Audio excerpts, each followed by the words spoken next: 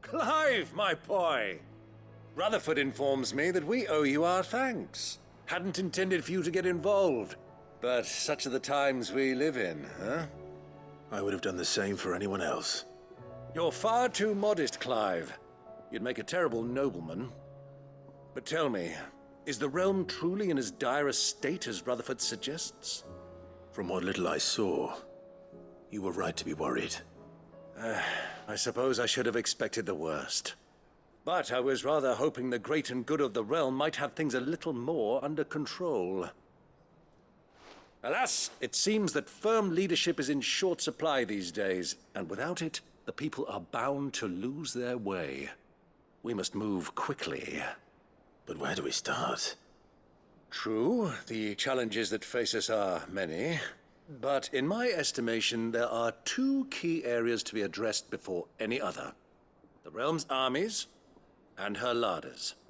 As you've seen firsthand, it's every man and woman for themselves out there. Certain cities have banded together to try and maintain some semblance of order, yes? But such cases are few and far between. And yet, the only remedy for the chaos that faces us is unity. A unity that transcends even the borders laid down by our ancestors. In short, if Storm does not stand together, she will fall apart. But how would one even begin to unite the realm? The armies, my boy. As I told you already, we begin by restoring order among the ranks of those sworn to maintain it. Sadly, I doubt I could convince even the lowliest gaggle of privates to dig a latrine together. But I do know someone the High Commanders have been known to listen to on occasion. Field Marshal Eugen Havel. I thought he was retired. He was, until an Akashic army tore through Randalar and killed most of the rank and file. There is no man alive more capable. Literally. And as luck would have it, I've already spoken with him on the matter. Of course you have. And he's agreed to help. On one condition. That he first speaks with you personally. Havel has always been a man of frustratingly rigid principle, and he has certain qualms about clasping arms with, well, with an outlaw. I extolled your many virtues as best I could, of course, but the old goat was adamant that he be allowed to appraise you in person. You don't mind, do you, my boy? Of course not. As long as chaos reigns, we will never build a better world. I'll do whatever it takes.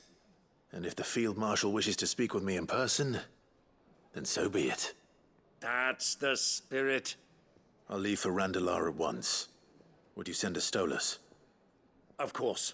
Rutherford is already in the Dalmekian capital. I'll have him tell Havel to expect you forthwith. Excellent.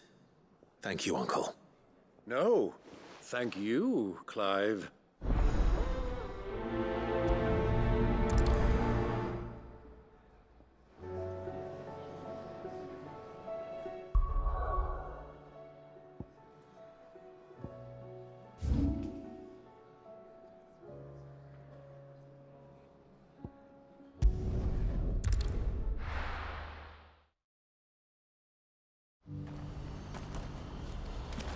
Do you see that too?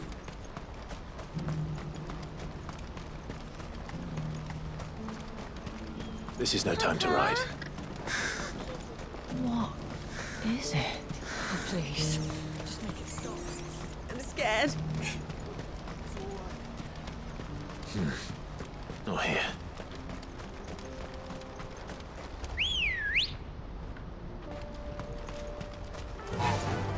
Yeah!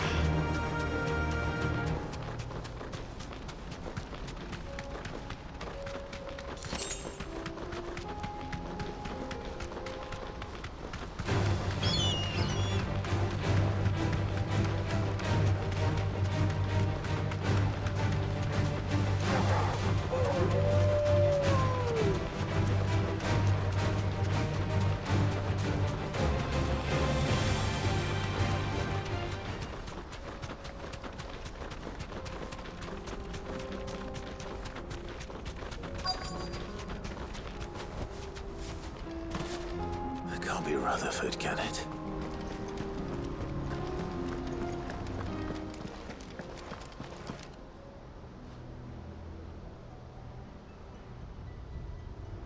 Turncoats and cowards, the lot of you! If it's a fight you want, it's a fight you shall have!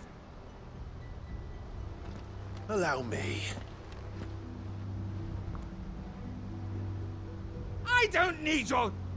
Please, Field Marshal, oblige him. This won't take long. You're right. It won't. Men, finish him.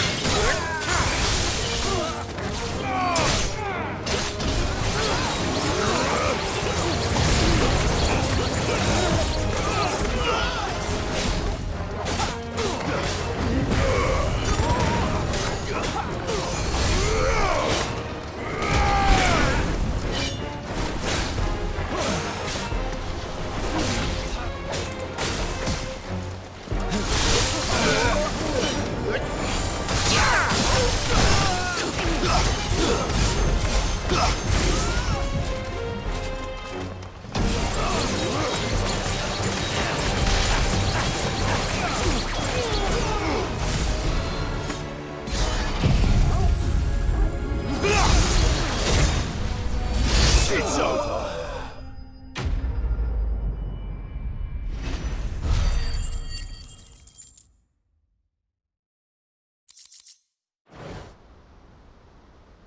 A little longer than I'd have liked.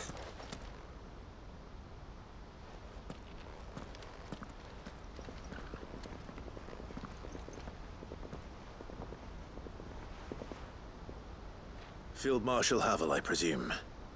Are either of you injured? No, my lord. You arrived just as our escort turned on us. Fucking traitors. I'd heard reports of soldiers in the outlying regions abandoning the oaths they swore. But I hadn't thought the corruption had reached so close to the heart of the Republic. It's a fucking disgrace. Your interfering old bastard of an uncle tried to warn me, of course.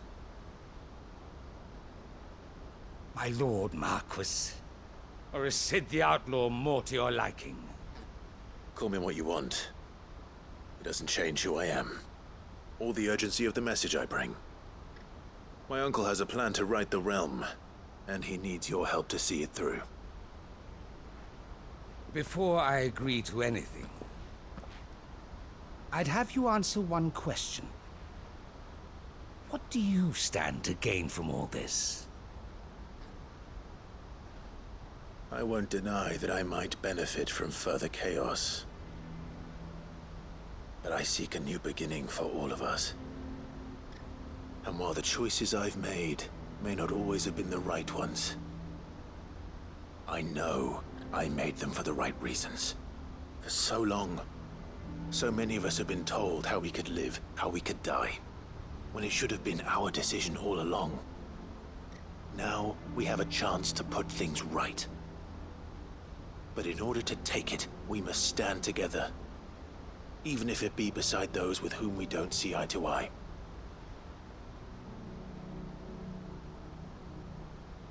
Certainly not the words I expected from an outlaw. But perhaps your uncle was right. You are no ordinary outlaw.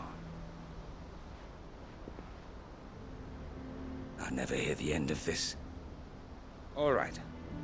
I'll start by ordering my most trusted guard to bring the Dalmekian fringes under control. Next, I'll make contact with my counterparts in the Imperial Army and see if I can't convince them to try and restore order in their own territory. Thank you, Field Marshal. But they are not the only ones we will need to convince. What do you mean? I don't doubt that I can bully some sense into a few generals. But those they answer to require a different kind of persuasion. And when it comes to honeyed words, well, we will need an envoy. One who can court even the most stubborn of statesmen. You, perhaps. I'm flattered. But I'm no diplomat either. And I have other problems to attend to. What we need is a skilled arbitrator. And I may know just the person. Is that so? And would he happen to be an outlaw too? Of a different kind, perhaps. Beggars can't be choosers. I suppose we'll all have to find a little of the outlaw in ourselves if we're to make it through this. Very well. Send your man to me right away. I shall.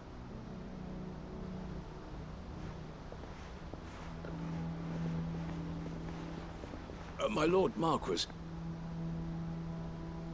Your Lord Uncle bade me escort the Field Marshal to his manor in Port Isolde. And I will see that my associate joins you there. Very good, my lord.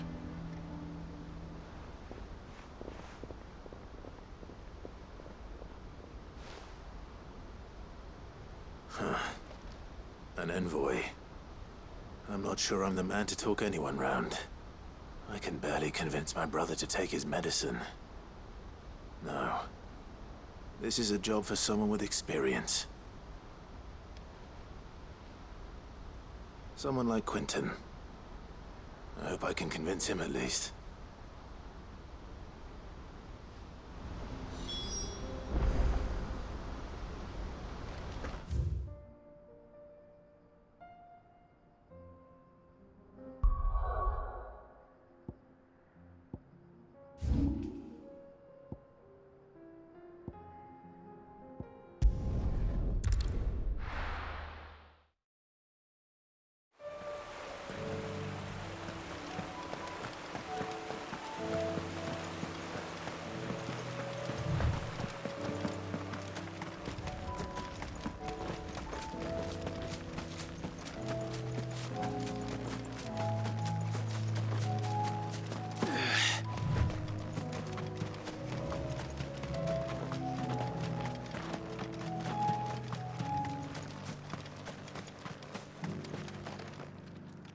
Quentin, I have a proposal for you. Do you now? Something tells me you'll be asking more of me than a cask of Gotand gold. Go on, then. Propose.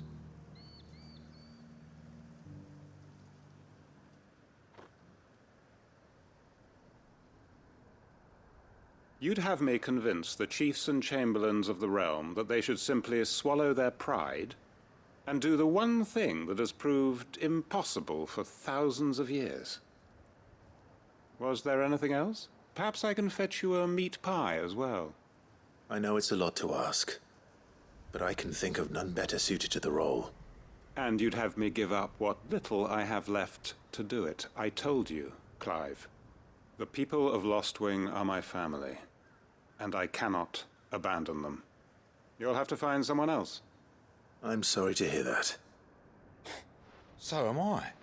And why might that be? What he's asking. How's it any different to what you've done so far?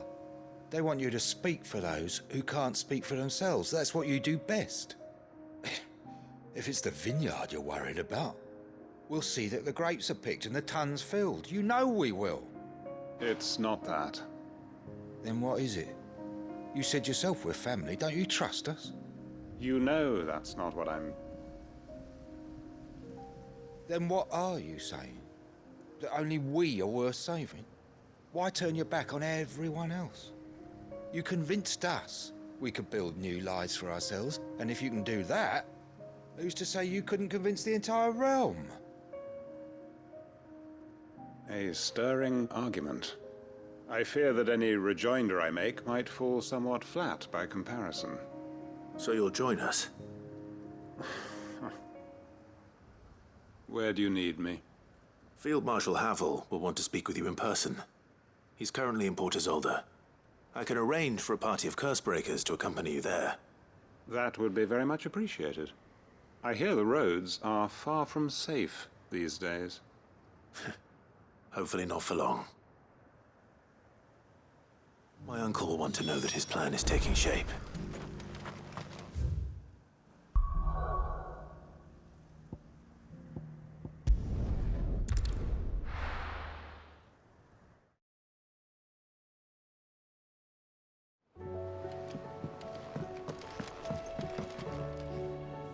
Uncle, I bring good news. The Field Marshal has agreed to your plan. Ha! Of course he has. I didn't doubt you for a moment, dear boy. Rutherford is accompanying him back to your manor in Port Isolde as we speak. They will await your return there. As will one other. One other? Who, exactly? Lord Havel was concerned that even if he could get the realm's armies to agree to an accord, he might not be as successful in convincing those with political power. He asked if I might have a solution, and I suggested a certain Imperial Lord Magistrate turned Liberator. One of your co-conspirators? Master Quinton would probably call me one of his, but yes. Another outlaw, then. Just the thing we need to put these rotten politicos in their places. Good thinking, Clive. I'm glad you approve. The more the merrier, eh? Uncle, assuming Havel and Quinton can solve our problem with the armies, you still haven't mentioned how we might manage the grain shortages. Oh, don't you worry, my boy. The 7 high houses will be seeing to that. They have all agreed to make the most generous of donations. Oh, of course, it did take a little persuasion, but luckily I had some unexpected help. From who? Why, you, my boy. Rumor has it that you rescued the Lady Ariane's head steward Rockford from a horde of bloodthirsty bandits. It was more of a handful. Well, the old battle axe was so pleased. She had a shipload of talents delivered to my private docks by the next new moon. And when the other houses saw the parsimonious old crone's purse strings finally loosen, they as good as tripped over themselves in the rush to follow suit. I'm happy to hear it. Now, I must be getting back to the manor. Join us there at your earliest convenience, would you? Of course, Uncle.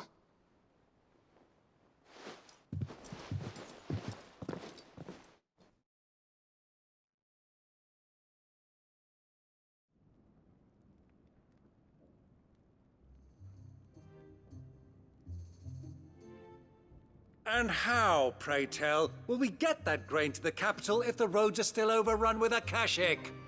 You'll find another bloody road. I only have so many men, and I'm not about to send them headlong into an ether flood. That is, unless you'd have them turn as well. Well, I'd certainly eat less. Says the man with a belly bigger than a band of curls. My soldiers actually need their rations. Without any food to keep them going, they'll be dead even before you've sent them on your fool's errand. If I may, gentlemen, perhaps I might suggest an alternative approach. Though supply routes are indeed disrupted, there is no shortage of ships. Indeed, they bob away in every bay from here to Randalar, awaiting a safe haven. Allow them to make port and fill their bellies full of grain. And once those who crowd the cities are fed, ferry the displaced back to the countryside to work the fallow fields. But I'm sure that you wish to continue your discussion. Forgive the interruption. 2 such firm friends as yourselves need no help from the likes of me. Rutherford spoke fondly of the great bond between you. Us? Friends? I can't stand the man. Clive, I'm beginning to question the quality of the company you keep. And what kind of company were you expecting him to keep? The man's a criminal. Criminal? How dare you? You are not fit to breathe the same air as this fine, upstanding young gentleman. Upstanding? He calls himself Sid the Bloody Outlaw.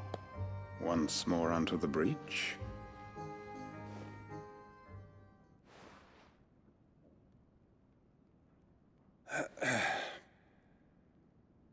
Shall we begin again? What we seek here is not to create a new nation, nor to claim the thrones of those that already exist. We wish simply to bring stability to the realm that mankind might weather the current storm. And to do that, we must convince those in power, the generals, the statesmen, the nobles, that our cause is just. There will be disagreements, yes, and I imagine some resistance, much resistance. But we cannot let that deter us.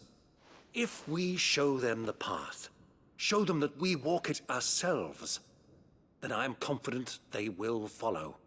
The fate of the world lies in my nephew's hands, but the well-being of her people lies in ours. And we must not squander the chance that Clive has given us.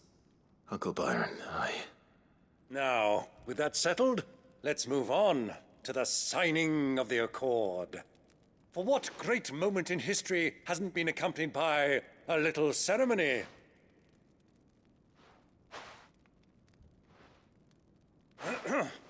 Citizens of Valisthea, I present to you the Triunity. Rutherford, Mike Will.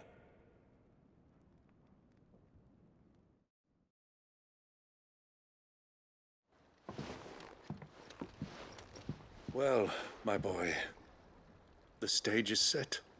that it is. This is the role you were born for. Now I ask only that you trust in the talents of your supporting cast. We shall play our parts to the best of our abilities, that you might have the opportunity to shine. The realm needs its Sir Crandall. And there is no better Crandall than you, Clive. I want you to keep this signed accord as proof of our faith in you. I will. Thank you, Uncle.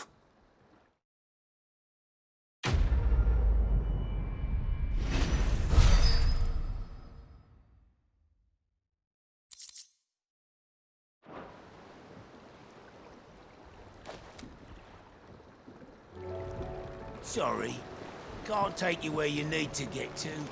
But